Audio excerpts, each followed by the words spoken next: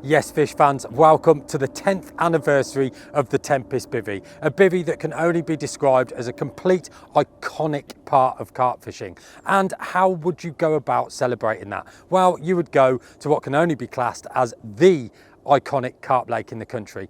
We are currently at Wraysbury on the south, and that thing behind me confirms it. What we've done is we've had a little bit of an event with 10 people who entered a competition last year in order to be able to come and fish with the guys from Team Trakker. There's prizes up for grabs, but the main thing that they all want is a one-off Tempest Bivvy with a titanium block. We've got into the first half and we're having a little bit of a break now where we can all have a little bit of a chill, talk about tactics people have been using, talk about how fish have been caught, but more importantly, have a dominoes. So I'm going to do a quick recap now and show you what's been going on in the first half. To start off with, 10 members of Team Trakker had turned up to Wraysbury in order to be able to draw swims so that they could get themselves round there, find some spots and sit and wait for their competition winners to arrive.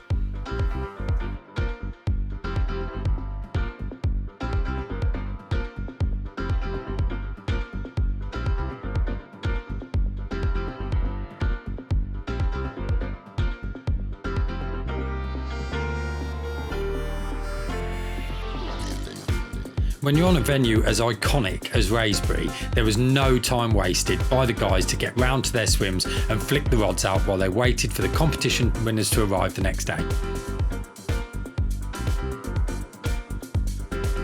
Everyone's spirits were super high, especially as fish had been seen, and the guys went into the night super confident that some of them were going to get a bite.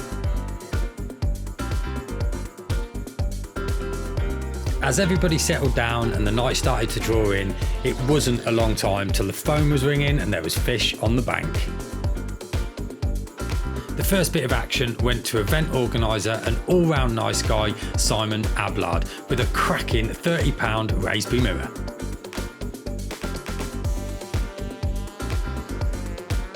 After a busy day and a busy first night, there was no rest for our media man Gaz Hood, who didn't even manage a lay-in, because it wasn't long until on Hut Island, Ben Harris had got a cracking mid-20 scaly one in the net.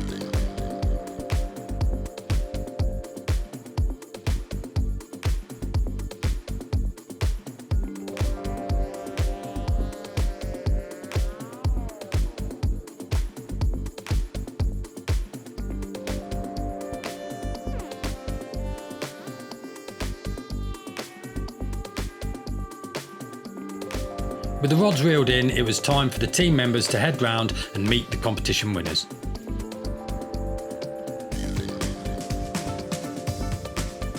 Upon arrival, the competition winners would be drawing to see which member of Team Trakker they would be fishing with over the weekend.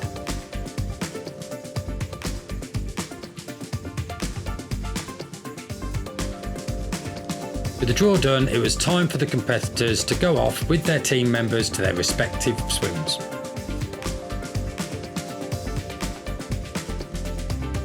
Once they were round in their swims, the competition winners took no time in picking the brains of the guys from Team Trakker. Very good, very nice. With so much for them to learn from some of these guys, it wasn't long before they were talking bait, rigs, tactics and spots. Due to COVID restrictions, this event had been postponed for a year or so of course the guys were absolutely champing at the bit to get on with it.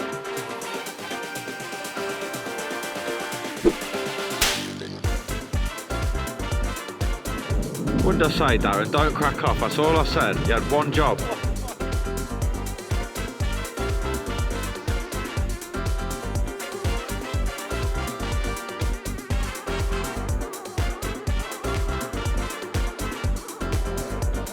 Also over the weekend, we had a few special guests, including former England rugby international Josh Charnley, who wasted no time flicking the rods out and bagging himself his first Wraysbury carp.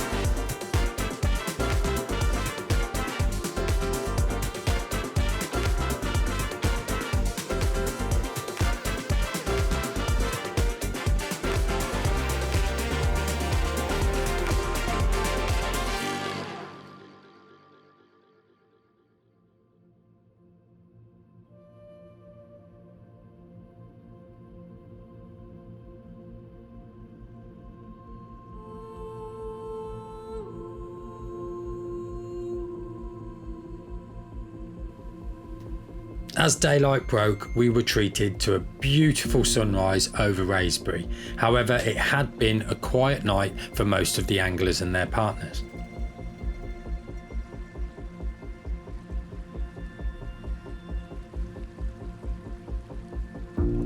One pair had managed to get amongst the fish in the night, and that was pairing of all-round angling legend and my hero John Walker with his partner Colin Scott. They managed to find a pocket of fish, and these two really did know how to catch them.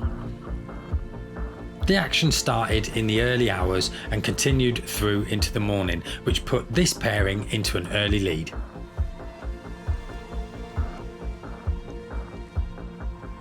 With things being quiet elsewhere around the lake, it wasn't long for the news to spread that John and Colin had started to get amongst a few fish, which started to get people thinking, were they doing something wrong, or were the fish just not in front of them? We'd only managed to get a couple of swims away before we were called back to John and Colin, who were into, once again, another fish. It was starting to become apparent that these guys had found a large part of the stocking of Wraysbury South Lake, and they had really got their method nailed down now as the fish kept coming and coming and coming, including this unusual common with a double front peck.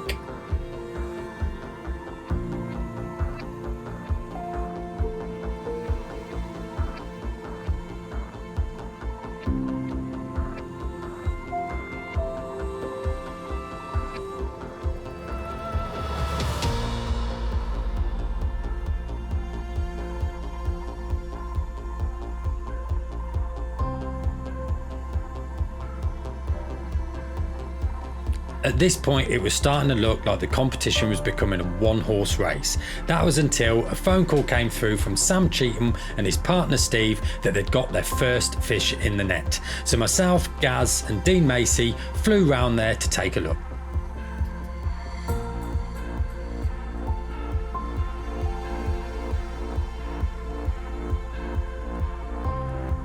So the boys had got themselves into the mix with this absolutely awesome Wraysbury linear.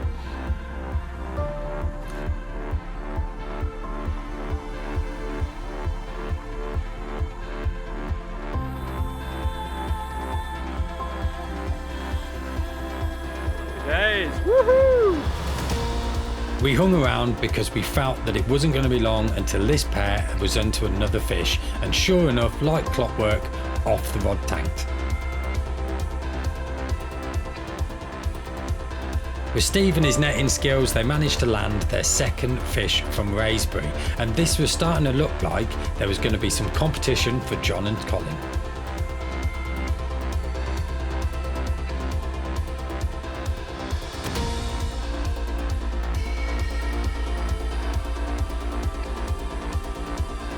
With the second fish safely returned, it wasn't long until the rod was away again, with an absolute corker of a 27-pound Wraysbury mirror.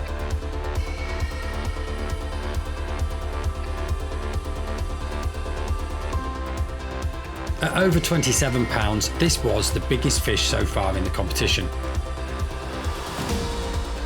With this being the third fish of the morning for this pairing, were they going to start to give John and Colin a run for their money?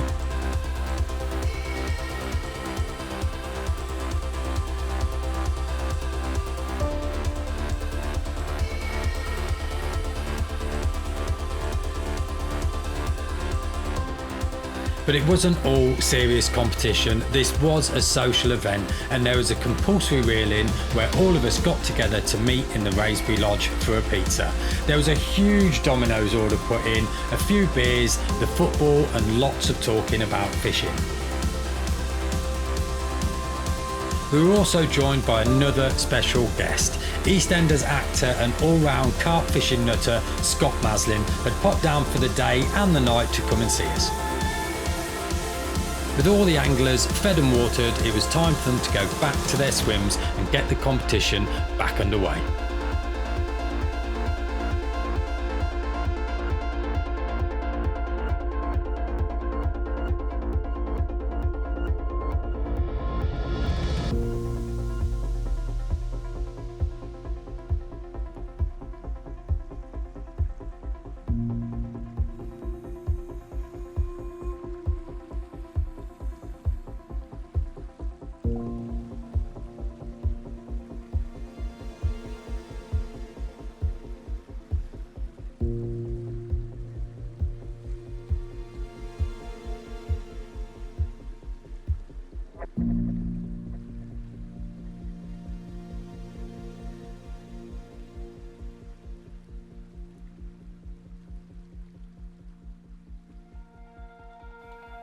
After a quiet night for all of the anglers, it was time for the sun to come up and reveal this beautiful lake, and it wasn't long before the action started again. The morning's action started on the awesome new Hut Island to pairing of Ben Harris and Darren Apps with a corking little Wraysbury mirror.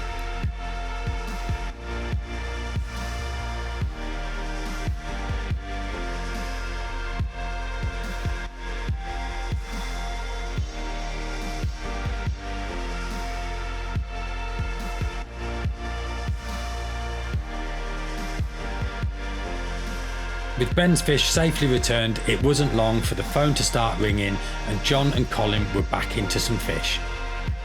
We raced round to the other side of the lake to find that the boys had had a double take and had landed 2 fish in quick succession.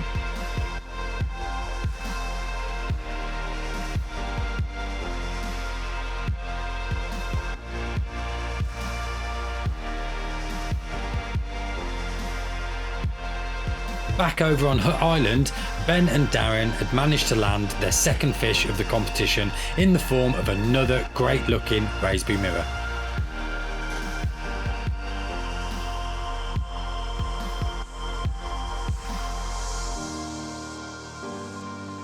As the action slowed, it was time for myself and Gaz to make our way around the lake and have a catch up with some of the anglers that hadn't been lucky enough to land any fish. But this was short lived because it wasn't long until the phone was ringing and Gaz and I were back off on the buggy to go and find Sam Cheetham and Steve with another fish in the net.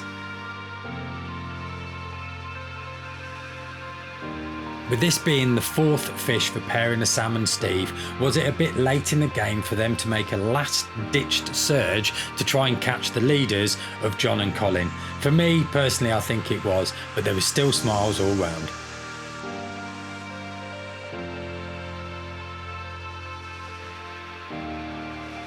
With the competition coming to an end, there was still time for John and Colin to catch a couple more fish. They weren't going to give up until the very last minute, but then who would when you were catching such beautiful fish out of such an iconic venue?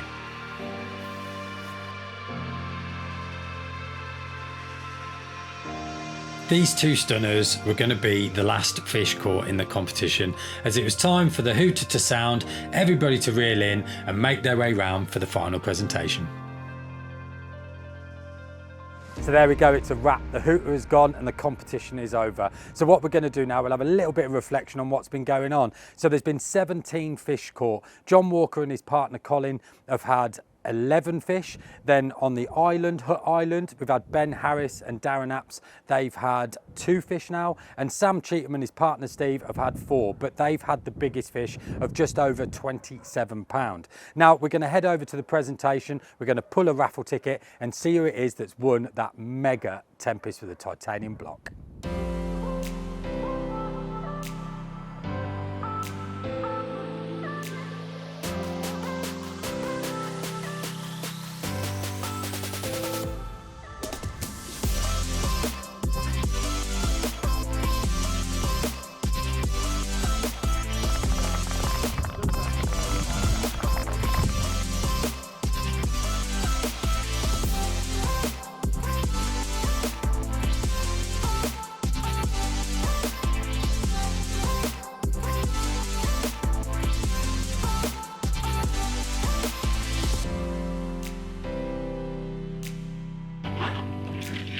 Get your hand in there, no peeking, you're in there.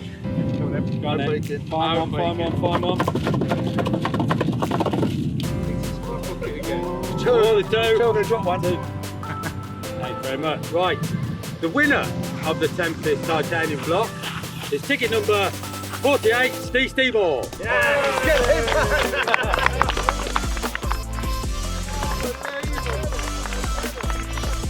So a massive big up to all of the guys from Trakker and all of the competition winners for making it such an awesome weekend at Wraysbury.